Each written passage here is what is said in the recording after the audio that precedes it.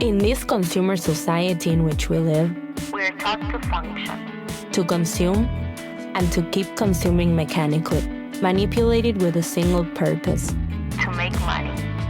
Now the question is, do we want to continue being functional in this wicked system? Fill the Void is a concept and a critical thinking community. We seek to raise awareness about the importance of mental and emotional health in our community. Do you feel empty in your day-to-day life, or that you can't find a way? Don't worry. You're not alone. Fill the Void exposes the symptoms of our society. Our Fill the Void ecosystem aims to inspire a cultural change for well-being so that we can learn to live more satisfactorily.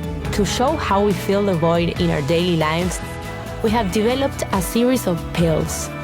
Each one addresses that void we have since the day we were born. Welcome to Fill the Void podcast, where we dive into the void and discuss human habits caused by the society of consumption.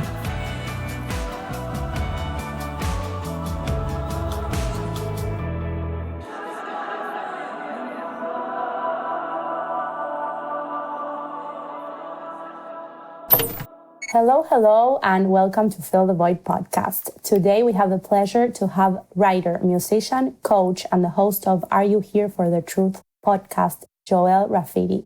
How are you, Joel? I'm good, Roberta. Thanks for inviting me, and it's good to be here with you. No, thank you for being here. I'm very excited, and I have so many questions to make. But first of all, I want to hear what's your story and a little bit about your background and how did you become a coach and what was your journey? Such a big question. Yeah. You can start from any point. I mean, I guess I've always felt like a bit of a round peg in a square hole, so to speak, Mm-hmm. Like, growing up, always very inquisitive, just very questioning of the world around me, questioning of the status quo, questioning of the things that people just, tell me are the truth and is the nature of reality, and even the personal direction, for my life. Around, I guess, 2015, I had my first major shift in consciousness. I read the book The Power of Now by Eckhart Tolle, which is a very popular book. I've now come to a point where I actually question that book and I question that whole paradigm. But it played a certain vital role for me in my life. And it was at that point in time, I really, I just lived in this, I guess, state of just joy and bliss for such a long period of time. The most mundane aspects of reality, they felt so inspiring to me all of a sudden. Can you give me an example? Sure. Prior to then, I just carried this immense burden on my heart, Mm-hmm. and of reality. And then this is the thing, okay? Yeah. There is a specific journey to this truth-seeking process. There's a specific path that most people take when it comes to, I guess, waking up or becoming more aware. Yeah. And we have this whole new age paradigm, right? I call it new ageism, new cage, whatever people want to call it, okay? Yeah. Where all of a sudden they're living life, they're living their reality, and they feel so swamped and so burdened by the responsibilities of life. They feel incredibly heavy. Then they come into some kind of new age teaching. And that's kind of what Eckhart Tolle and The Power of Now and other Eastern spirituality and other Eastern, books and authors like Deepak Chopra, etc. They're all in that same kind of paradigm. Basically, what these teachings do is that, and I disagree with. I'm in a place where I actually disagree with this now. Yeah, but they teach you to drop the ego, right? Yeah. To drop the self, to become nobody. They tell you you're not your body, you're not your thoughts, right? Exactly. They teach you about mindfulness. Now, nothing's wrong with mindfulness as a tool. There's a state of observation where we can observe ourselves and detach, from the moment to moment experience. Now, that's a tool, but it's not a place to live in. So when I had this experience, I dropped everything and I felt so light, I felt so free. Like even just taking the garbage out or emptying the dishwasher, just so in the moment, Yeah. like everything was like a spiritual activity to me. Now, ultimately, where this led me was to ultimately cast a huge shadow for myself. Now, getting into psychological self-work and getting into shadow work is a completely different ballgame. And to me, this is what it truly means to become conscious. So anyway, Because can I yeah, say go. something in the Oh, middle? please. Like when you were in these ways of like being so present, in Yeah. reality, maybe you were avoiding. Yeah, of course. There's an avoidance and there's an escapism involved in it. Exactly. Yeah. Okay. But from what I've observed, like it seems as though that there's a natural path that people go through, and the whole New Age path is kind of feels inbuilt into the truth seeker's journey. Yeah. But where it leads you to is an avoidance of reality. It leads you to an avoidance of responsibility and an avoidance of what we're actually here to do. So And important. Yeah. and what we're here to do is to become self-responsible, to build self-esteem, and to feel that we ourselves are appropriate for reality and appropriate for life. And this is a process that involves us to think deeply and to think very deeply and intimately about everything, okay? Yeah. So in 2016, I met my now wife. In 2018, I had my first daughter. And so responsibility is building, building, building, building. And so the paradigm of I don't need to do anything, I'm a nobody, all my thoughts are false, I need to like be separated from reality, it doesn't serve me, right? Yeah. Exactly. When it comes to the challenges of life and the challenges of reality. Yeah. So then 2020 came along, and this was the second major shift that I really experienced, where it's like something needs to shift. It was almost like I was avoiding so much of my reality that like all these fires were popping up around me, and I could no longer manage like everything that was going on. And this really led me down the path of shadow work and of becoming more whole psychologically, of knowing myself, and of being able to grapple with who I am and how I relate to reality. So it was about that point in time where like I developed a policy of having absolutely zero tolerance for the lie, within or without, and getting radically honest with myself and with the people around me. And this is a very difficult path and a very difficult process. It requires you to have hard conversations. It requires you to, really like fall on your sword. There's a number of ways in which you have to die in order to come into reconciliation with the truth. But when you have reconciliation with the truth, when there's nothing no longer hidden, when there's no more secrets that can come up and skew your reality or are somehow going to unconsciously direct your path, then that's where power lies. And to me, power is in integrity, and it's in, how much reconciliation we have with the truth within. And ultimately, that is going to then manifest externally in our lives. I love this approach. So like, as you know, this podcast is called Fill the Void because I like to talk about all the behaviors that we humans have because of the toxic society that we live and how we are constantly filling the void with different things, also by numbing ourselves or avoiding. And so what do you believe is the fundamental purpose or meaning of human existence for like related to this concept of filling the void and our identity? How do you think we humans should deal with this? Well, I think fundamentally, like we're here to know ourselves on the deepest levels, but knowing ourselves actually isn't enough. Because I believe we're all unique individuals and we all have a unique purpose. Yeah. We all have unique attributes, right? None of us are the same in that way. So we all have gifts which we're here to give, and we all have a unique path which we're here to walk as well. And it's in finding that path and walking that path that we actually get to know ourselves on even such a deeper level. And when we learn and we become responsible and we build self-esteem, and we're constantly striving towards being something that's greater even than where we currently are and who we currently believe ourselves to be. But the problem is that society has pre-cut all these pathways for people to lead very inauthentic lives, right? Yeah, exactly. So like, people go to school, then they go to college, university, they're given 7 or 8 different options to live their life. They get married, they have kids, they get a mortgage, they enter into all this huge financial debt. Exactly. And then all of a sudden, that inner dream or that inner hero, that heroic journey archetype that wants to come out is squashed and it's diminished. Yeah. And at every step along the way, we have this intuitive, still voice inside kind of like whispering to us or sometimes screaming at us that something needs to shift. We've built a life of inauthenticity because we've accepted the toxicity of the culture, the conformity and the comfort and the convenience that's offered all around us. And we haven't given ourselves the opportunity to actually be that hero, to climb the mountain, to navigate life. On the authentic path, we don't know what the future really holds. Exactly. We're walking step by step. There's obstacles, there's challenges, there's proverbial dragons to slay the entire time. It's scary.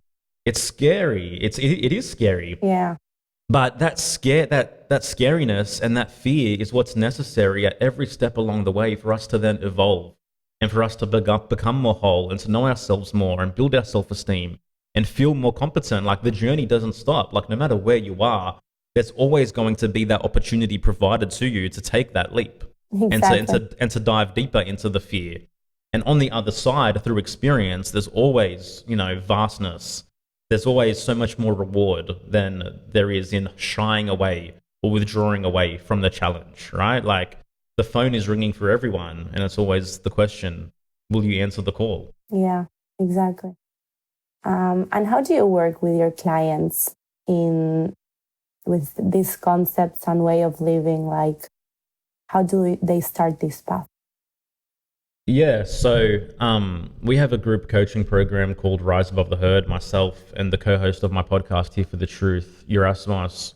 And basically this is an 8-week program in which we've kind of outlined in detail, our own personal journey and the personal things that we think are most impactful and have been most impactful for us to reclaim our power and live authentic lives. So in the beginning, there's a deconditioning process that needs to take place. Because we've all been conditioned in so many ways, from parents, from society, from religion, from spirituality, to act against ourselves or to behave in ways that, is kind of avoiding that authentic path in life. And why has this happened throughout like centuries of humans in this world? Yeah, it's a good question. And there's a number of there's not a single answer to this. Like ultimately, I believe that there's so-called architects of control or social engineers who really don't want us to know ourselves, who don't want us to find our power, who don't want us to discover what it means to be heroic and to really shine our light. And at the same time, there's something inbuilt within humans which is naturally wants to avoid responsibility, right? Yeah. Because the thing is, we all contain this tribal mind. Now, in the past, we were all our ancestors were parts of tribes. They were parts of herds. And we had safety and we had survival when we were connected to the crowd and when we were connected to the larger group of society. And, ultimately, that's what the crowd wants. The crowd wants to feel safe. It wants to feel comfortable. It wants to have convenience, etc. But now in this day and age where it's not as necessary for us to have to be so close to the crowd and be so close within the tribe to have that safety and to have that survival, naturally within us that still exists. So we want to shy away from our true paths. We want to shy away from individuating. We want to shy away from having different beliefs, having different values, having different viewpoints to mainstream culture, because subconsciously something within us, our nervous system, our subconscious minds tells us it's not safe to be different. It's not safe to stand apart or to stand alone, or even it's not safe to be greater than, to achieve, to be productive, to be creative, and to do something really powerful and inspiring and empowering with one's life. So in a nutshell, that's my answer. Yeah, it's exactly like that. But why do you think there's so much like avoidance or discomfort when we have to face these voids that we have inside ourselves? No one likes pain. No one likes to feel pain. No one likes to feel discomfort. within us, we have this principle of regression. So subconsciously, we all kind of want to return back to the safe space of the womb. We want to Exactly. be held in this dark, warm room and have everything just given to us and Yeah, provided to us. But the journey of a human being, the individuation journey, requires us to move towards the light. But with every step that we take moving towards the light, we're always giving up some of that comfort. We're giving up some of that nurturance, you know. And this is not to say that we need to live our lives completely uncomfortably and we can't have, you know, like nurturance and support and yeah. comfort and things like that. But there's a balance that's required. And yeah, I mean, this is like when I hear people say like mass awakening or the great awakening. It's like it's never going to happen because the true awakening is an individual journey. It's Yeah, only individuals that take this path, and it's not work for the masses. It's not work for the crowds, but it's work for each individual when they get the call and if they're ready to answer it. exactly. Yeah, and also in the world we live, everything is like, oh, you feel uncomfortable or sad about this, take this and you will feel better. It's Yeah, not about being on the journey of the emotion or the uncomfortable that's feeling. right. Yeah, Society has offered us a million different treats and tricks and drugs to numb any ailment that we might have. You know, like yeah, a lot of the world's problems boil down to our inability to sit alone in a room, you know, and to be with those sensations and to feel that boredom and to feel the impulses of, oh, I want to go, you know, yeah. And that grab is that okay. cigarette or have that drink or, you know, or watch the porn or whatever it might be, you know. Yeah, But exactly. in being able to sit in that discomfort, we build our capacity and we build our tolerance and we to choose. And this is where our freedom lies, right? Like Viktor Frankl has an awesome quote. He says, between stimulus and response, you know, that there's a space, and in that space lies our freedom and our ability to choose. But for most people, that space between stimulus and response is so short. So ultimately, reclaiming our power comes down to being able to widen that space between the stimulus and the response because we have more choice in that. We can choose greater for ourselves. I love that, exactly. And how has your journey been in exploring truth with your audience? Like, is there any ultimate truth that you're trying to reveal? No, there's not an ultimate truth that we're trying to reveal. Ultimately, we are walking our own paths and then we're trying to live our lives as authentically as possible. Like in my own personal journey, I've come from nearly completely giving up on the authentic life and I nearly Yeah. succumbed to a life half lived, a life where my potential never would have been realized. But I had to make very difficult decisions, you know, Mm-hmm. away from comfort and even against the, you know, the wants of my family and of my friends and my peers, etc., to be able to do what I'm doing. So I think through the podcast and through what we do, like our audience is able to witness the evolution of that journey. Um, but I mean, we discuss a broad number of topics, you know, to help people to reclaim their power on all fronts, whether it's health, psychology, philosophy, self development. Like, there's so many different avenues in which we're just given the pill of comfort and convenience, and we're not really given the opportunity to take up the mantle of responsibility. Exactly. And what's the topic of that you most prefer, like that you think it will provide us with the most freedom? Like health or Well, I mean, philosophy? health is a huge part of the picture because if you Yeah. don't feel healthy, like, you know, we can't. There's not much that you can't really build self esteem if you don't really feel healthy, like internally, or if you're just in survival. You know, like Yeah. Abraham Maslow has his hierarchy of needs, and like, you know, safety, survival, and health. It's all down the bottom. So obviously we need that. So it's like obviously it's very important in the beginning that we give up the toxicity, that we give up the things that are burdening our soul and weighing us down. Mm-hmm. We have to create space for the truth. We have to create space for empowerment. But ultimately, personally, like the things that I'm most inspired by Yeah. is the unique qualities of each individual and the unique path that's available to each individual. Because we all have unique gifts. Like a big part of my journey has been, you know, through exploring different systems of divination, whether it's astrology, whether it's tarot, whether it's human design, whether it's gene keys, whatever it might be. And each time I engage with one of these systems, I'm blown away by the accuracy of what echoes back to me, like there's things that I knew about myself before I explored these systems. But then in exploring these systems, which, are based on my birth information and recognizing that without a doubt, I'm here for a divine purpose. And so why would I spend my time doing anything other than being who I was born to be? And within that framework, it's like, I don't need to outsource my answers or my decision making for my life to anybody. Like it all exists within me. And it's simply my job to be more of who I am. And then if I can align my natural inclinations, my natural passions, the things I'm naturally interested about, if I can align that with a way to receive value as well, monetarily, so I can survive and thrive, then I think that's where true liberation lies, is when you can begin to get paid by being who you are, by giving your gift. And that's called vocation. And, vocation to me is the highest calling for all of us in our lives. Mm-hmm. Yeah. And that's the most difficult to achieve, in my opinion.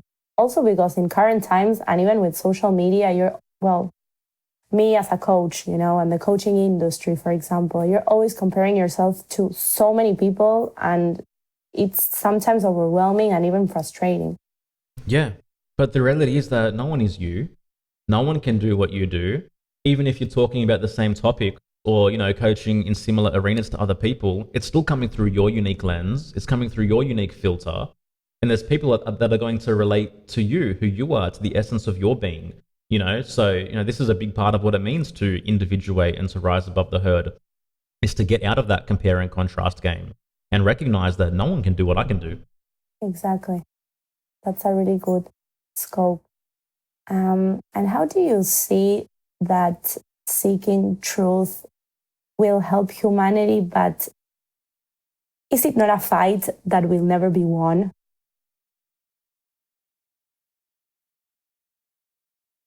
So,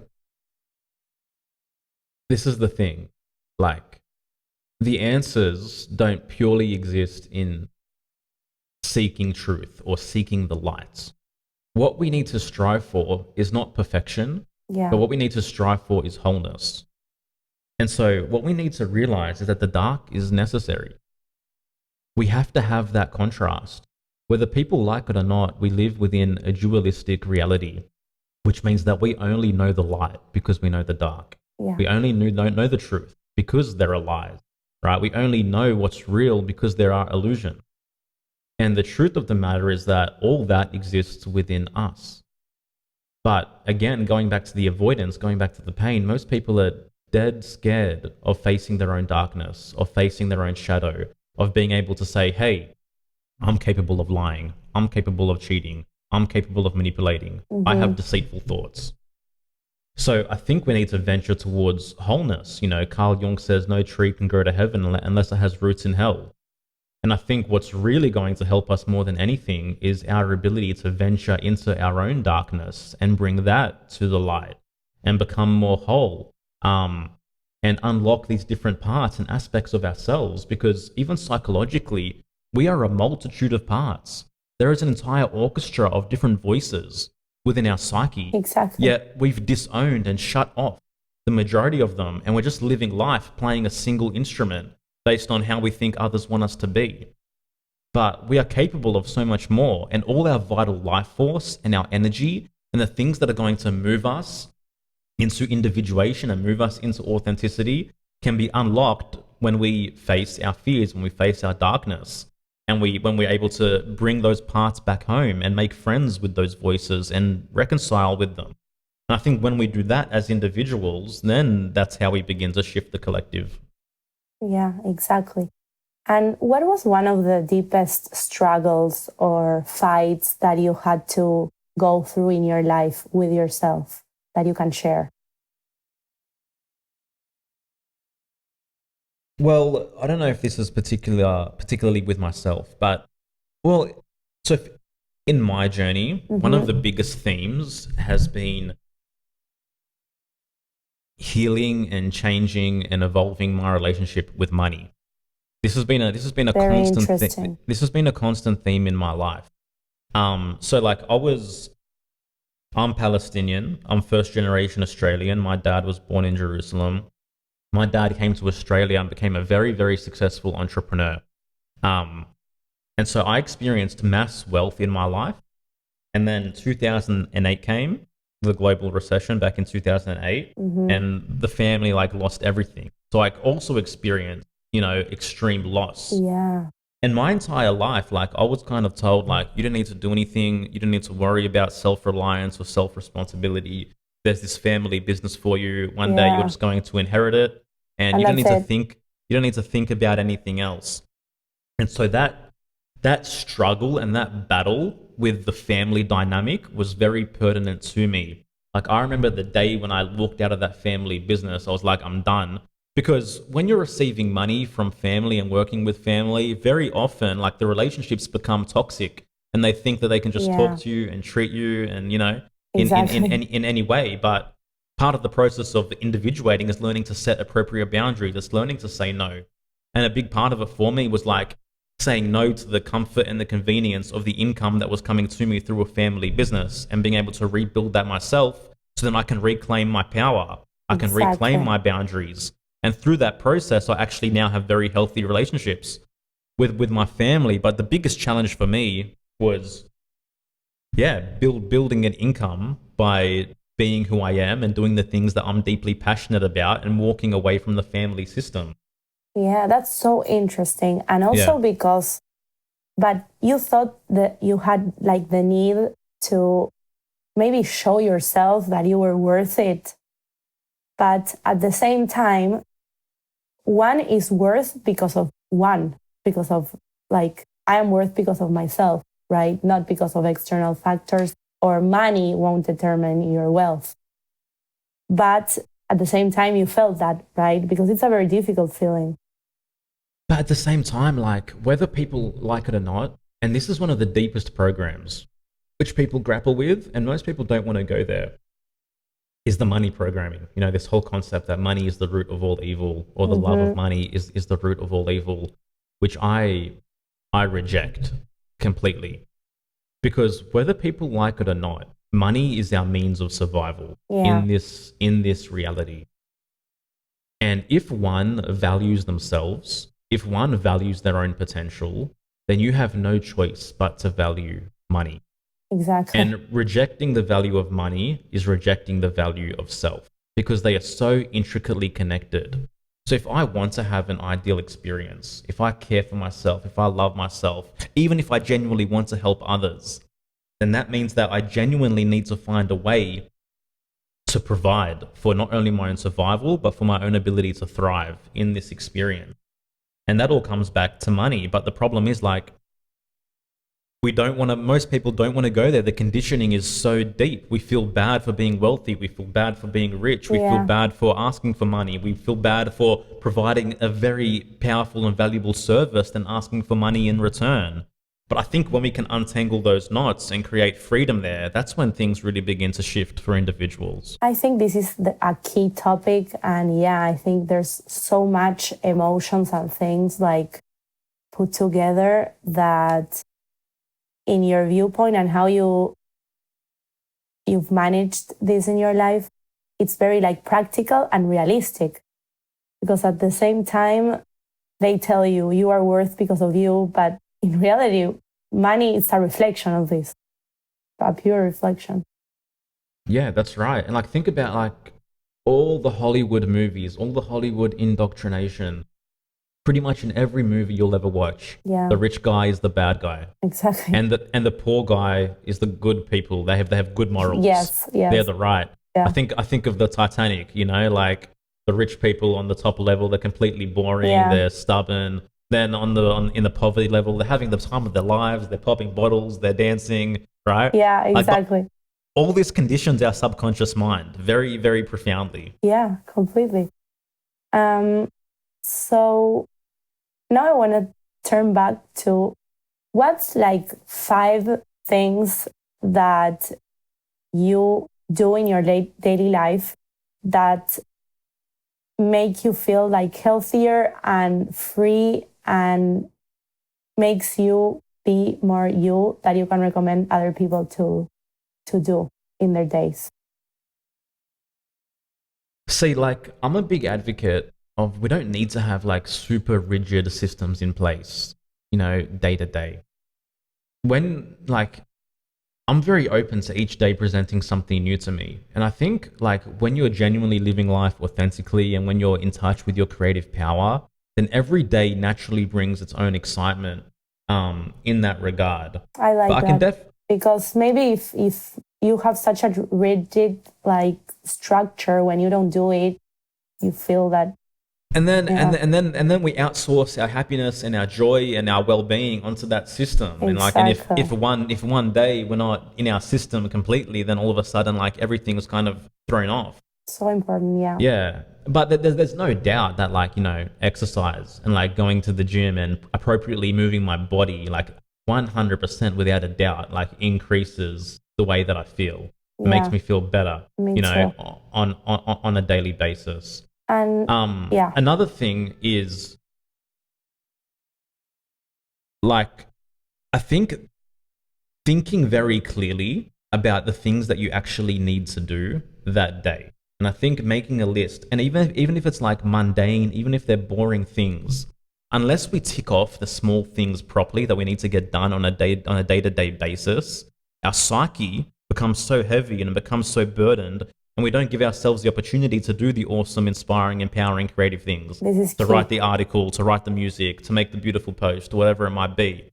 So I think, keeping your psyche clean with the basic checklist of things that need to get done has been very beneficial to me. Yeah, that is key, I think. Thank you for sharing. And what does the role of, or what role does spirituality play in your life? I'm curious. Yeah, I mean, to me, like in our society and in our culture, we have this tendency to separate spirituality from reality, or to separate spirituality from the human experience. But this experience of being human, of engaging with reality, even on the most boring aspect of it, is the deepest spiritual venture, So to me, like everything is spirituality. This conversation is spirituality. When I go and tend to my family, it's spirituality. When I go and, check my bank statement, it's spirituality. Like, what else is there apart from you having this human experience? And what is reality echoing back to you? So to me, spiritual development is personal development. Like it's not really different. Yet people want to project this idea that spirituality is something separate from reality. Like we have to ascend, we have to go into 5D, or we have Yeah, to, connect to this higher self, they say. And like, what is that? yeah, exactly. And ultimately, to me, what that is tending to your own psyche, like tending to your own needs, like enhancing the capacity of your nervous system to deal with life, to be able to have healthier, more connected relationships with the people you care about, to be inspiring, and to be creative. Like all that, like I'm talking about dissension. I think dissension is much more potent than ascension. Like I want to be deep in the muck. I want to be deep in the soil. I want to play in the dirt. I want to feel the juice of life. I don't want to exit and escape and avoid. No, that's incredible. I like the descent. It's exactly. Yeah. So, Joel, my last question to you is how do you see these concepts of truth and what you like, all these concepts that you shine light evolving in the world and in modern times? I think that this is the most incredible time to be alive. What we witnessed unfold in 2020 was a massive rite of passage for the collective. There's never been people who are more inclined and more interested towards truth. There's never been more people who are questioning mainstream society, questioning allopathic medicine, questioning the nature of the media, of Hollywood, et cetera, et cetera, et cetera. So I think there's a massive acceleration that's taking place right now. Yeah. And I think it's never been more important for people to align themselves with that deeper calling and that deeper sense of truth in their lives. And, people need to catch that wave now. Yeah, I mean, for me, it's like the rug's been pulled from under us. The veil is becoming thinner every single day. Yeah. And there's never been greater opportunity, for us to step into truth. Exactly. And I'm going to add something. Sure. Have you ever used psychedelics or are pro like non-conventional methods of exploring ourselves? Yeah. So like obviously psychedelics is a huge topic and many people have gotten immense benefits from using psychedelics. I think psychedelics can also be a form of escapism and a form of avoidance, and it can be like a quick path to people wanting Or to like a believe that they're enlightened. fake awakening. That's right. Or even like psychedelics can give us way more than what we're actually ready to receive. Yeah. Because our nervous systems naturally open us up to the information we're ready for when our nervous system feels ready for it. So some people will have psychedelics, but they haven't really done the psychological self work or the nervous system work necessary to be able to ground all that information and to ground all those insights. And so they become completely overwhelmed and they kind of break Completely. psychologically. For me, like I really haven't done like a potent psychedelic journey. Like I've played around with psilocybin. I smoke weed every now and then. Mm-hmm. That's Yeah. probably the extent of it for me. Yeah. One day in the future, I'm definitely inclined to want to sit in ceremony properly, with ayahuasca or something of the like. Yeah, But honestly, I haven't had that proper calling yet where I want to engage with it. it's true. We have to hear the calling, so Yeah. like when we are prepared. Thank you so much, Joel. This No, was my a absolute very pleasure. insightful, and I loved all the concepts that you brought to the table. Thank you so much. I'm glad. Thank you.